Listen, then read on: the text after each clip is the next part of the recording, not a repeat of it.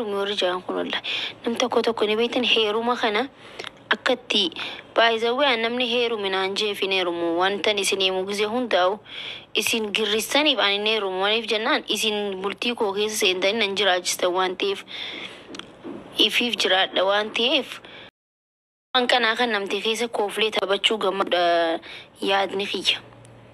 Nama arrabsu nama tokko namatti dhiyaadhu safuu immoo waa'ee safuu immoo maakiin barsiisa yoo ta'e xiqqishoollee hin ulfaata safuu si barsiisuu hin danda'u anu waa'ee safuu fi waa'ee kabajaa yoo ta'e jechuudha. Namni immoo ilma nama Oromoo tokko waliin kooflanii taphatuun hudduu Amaaraa jala galee iyyuullee numan jiru maali Oromoo waliin taphatanii koofluun maaliif isin aarsa?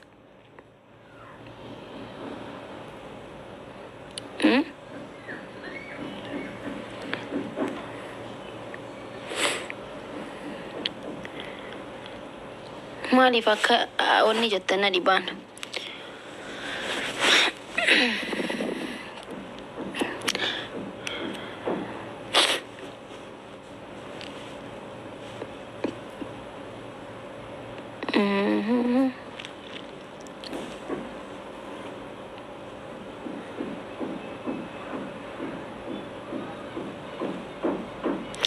Nari babar amma heerumi warri jaan kun wallahi nam tokko ni beektan heeruma kana akkatti baay'ee namni heerumi naan jeefin heerumu wantan isin himu gisee hundaa'u isin girristaniif ani heerumu waniif jennaan isin bultii koo keessa seentanii nan jiraachistan waan ta'eef ifiif jiraadha waan ta'eef ani akka nama kaanitti iyyeessi miidiyaa fi xiiqiin bultii keessa nan seenistu.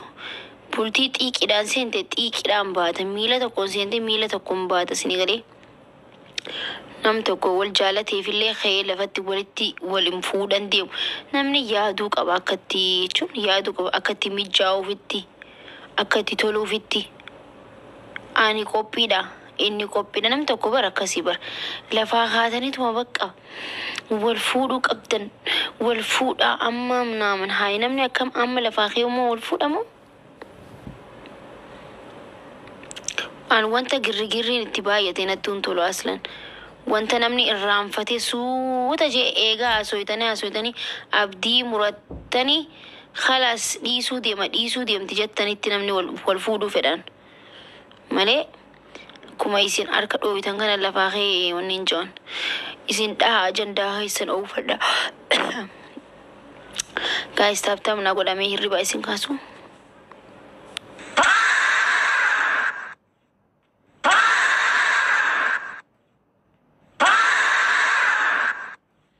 Kairi bara fajirtani.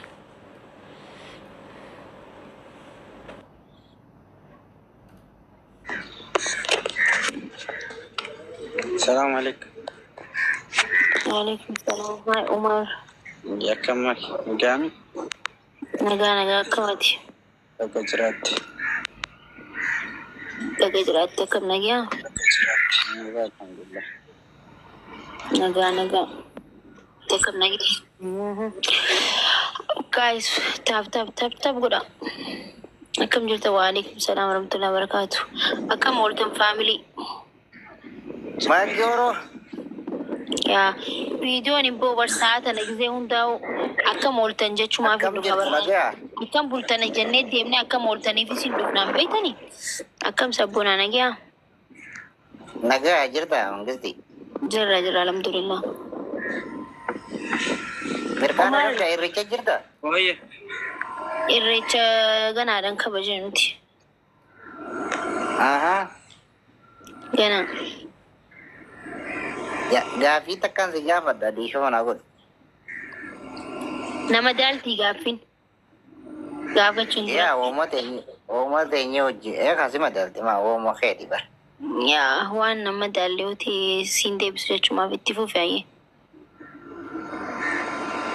Okay. Amma viidiyoo takka garreetta firaanki si godhan taati boochi takka si galte. Wanni san firaanki moo dhugumaan kallattiidhaan ati miira keessan tokko. Gaafii tan reefu. Aaraa waan xiqqaan nan boochisu.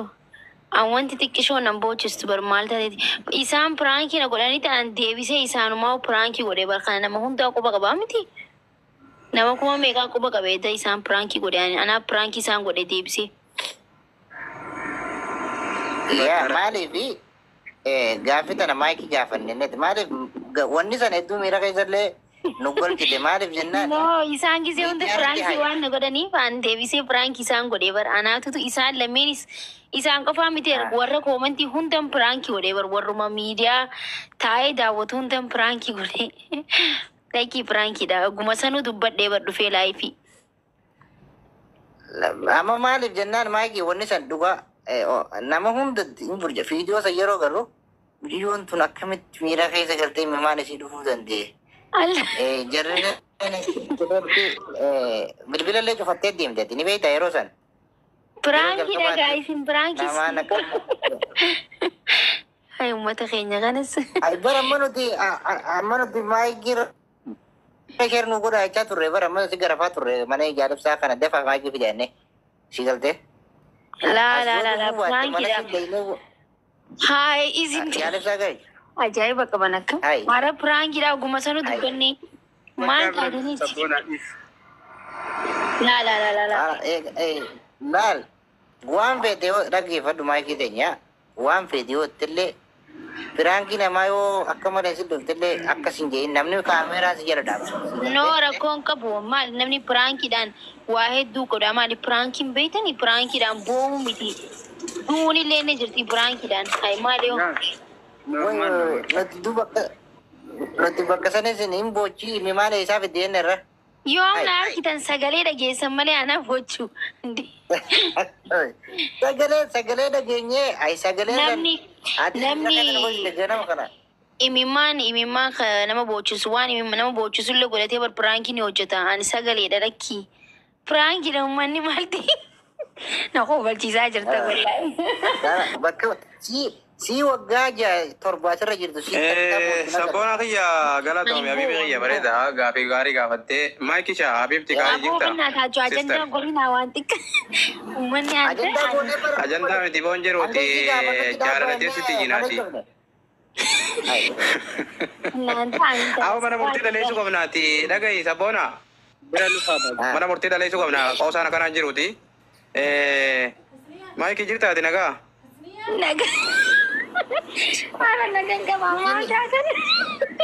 Isin ni kooti nuti amma nama dhibba. Shakkine nuti viidiyoo nu ba'uu qabdi shakkine jira viidiyoo nu ba'uu qabdi maayikiin suuraa si fuula si keessa laallee baanas keessa. Viidiyoo nu ba'uu qabdi. Piraanki wanni sun dhugaadha maayikii teenya. Wanni harargee kun bar wallahi waa takka. Yoo wanni san yooni pirankii taatellee mana seeran nu dhalaa'uu qabdi wallahi mana murtii nu dhalaa'uu qabdi. Yoo pirankii taatellee wanni sun. Wallahi pirankii san nu taane maayikii teenya dhuguma rabbisitti himna. Mana seeraa duutaan guyyaa biraatti bakka dandeettiin isin bakka akkanas. Ai maal taatan prank you know prankidha. Bakka prank. Assalamu alaikum. Waalaikum salam warahmatullahi wabarakatuh. Lugar rabbi motivata nuko faham dia roh imam ke buru selam mana konggutum boy roh ya. Isin malta ada prankida. Jolen amma sai bota obbole yani demen malet no prankida pranki. Makii of warning yani bari namni ati pranki bode me namni wan siyara tu fi imam ke buni sigale. Imam ke mam bode Imam ke yamar kite. Imam ke nuti sagale takka si kal jauh nagar re. Si kal jauh. Ami media kana rati si jarrab do. Akana tanan YouTube banachuu qaba jechuudha arruma kee lafarraa wallahi YouTube bananda akkanatti yoo isin hai YouTube banachuu qaba. YouTube ilaangamaan bananne. Qabu amma qaaqiyyaa namni qaba malee keem banadhee miidiyaa kana baxaabatoo qaba. Maki tanya kebita sih. Amma mana jarab sa kan rati amma refu waldawa turre walulolle jirra si galte. Sabona. Sabona bara kebita. Bocina berat. Boichi maki dati fi bocina berat tokko miti. Maki jechuun mana sih dhugusan yoo tip gajjee garte wallahi rakkoodha. Inde Warabbi ati borra warri hafe nameddu sila namni boo qabu nameddu hafe ati boo san intaane enne nuti sagalee ta'e dhageenyeeroo dhageenyu dhiira keessa galu. Viidiyoon kee hedduu hamilee nu tuqqe sii galtee diigsamu guyyaa kan hangaan dalagaa fi tufirtitti nafan wallahi. Yaa'iniin jaaladha yaa'illee kanumaan jaaladhu garummoo san akka biraan na goote viidiyoo gun argu hay mikiyyoo irri sanuu rafuutti hin jireette usii rafu jirtu jara daanii viidiyoo irraa waraabanii akkana. No, prank it. Go up here. Hi, Malta. Itu prank kita deh. Aye makii eega prank taate rakkoon qabu. Isaan yoo dhugaan boo'eesi kana boochise ilma Oromooti maal godhu deemtan sila. Nah, wanni godhu deemnu si deemte. Gumaa kee ni gaafanna wallaa billaa ati boorra nuti duurra jira lubbuun sii dabru qabna. Fidaa kee baana nuti Oromoo wajjin hin beeknu. Ilma Oromooti bar mandinno. Aboo nuti fidaa kee baana ilma Oromootiif wajjin hin baanu shamarraniif dhaabbannee jira nuti kana as booda shamarraniif jirtiin bira tokko miti. Shamarran keenya bo'uun qabu gonkumaa. Yoo nafxanyaan faan na boochiste faan koottaa malee ilma Oromoo yoo na boochise illee rakkoon hin jirtu baddammoo. Inni si boochisee taa'in qoflu ilmi Oromoo illee si boochisee taa'in qoflu gaa. Amma isin dubartootaaf dhaabbattan jechuudha. Dubartoota dhaabbanne jenne ilaalmaa eegidhaan dubartoota dhaabbanne jenne garuu bakka rakkoon itti uumamte ilaa kunuma dubbanna. Alaala wanni attaak nu godhe maayikii si galtee waggaa meeqa sirra hojii jirra namaan illee wanni rooltaa nutillee si dhawaa turre hin beeytaa garuu immoo si gabbihee ilmaan xabgodhu nagarre maaliif awwal marraadha si galtee ammallee waan ati dubbatte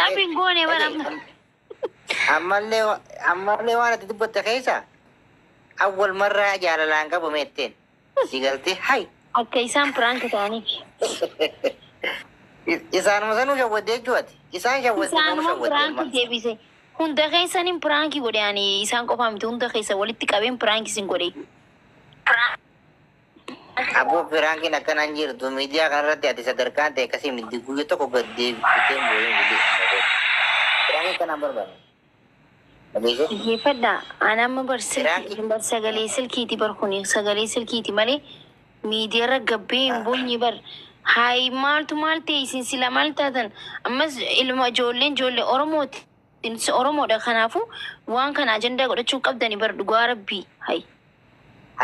Ajandaa meeta akka dubbadeen bo'aatii sabboon amma jedhee mana godhi maqrii bazaananii dhiisaa waan akka wal jala wanyuuta akka dubbadeen bo'aa mee dhiifama ayyee maakii teenya hanga si jaalannullee ni beeytaa hanga si kabajullee ni beeytaa akka dhuunfatti akka jaalibsatti nama duraan si qeeqaa ture taatullee ammaaf garuu kabajaan si qabuuf ulfina si qabullee ni beeytaa garuu sagalee teessantu miira keessa nu galcha dhugaa dubbanne sagalee ati ittiin gartee dubbattee fi sagalee ati ittiin gartee boochisantu miira keessa nu galchee mee sagalee sanaatillee akka nama tokkotti ibduuba deebi'ii sagalee teessanis dhaggeeffadhu lammaffaa immoo maatiin kee sagalee isa yoo dhaggeeffatan maal akka jedhanis maal akka irraa hubatanis waan sanirraa laaliin jedhee yoo nama yuutuuba fayyadamu tokko taate prank akka ta'e boqa qaba. Ayiwaa.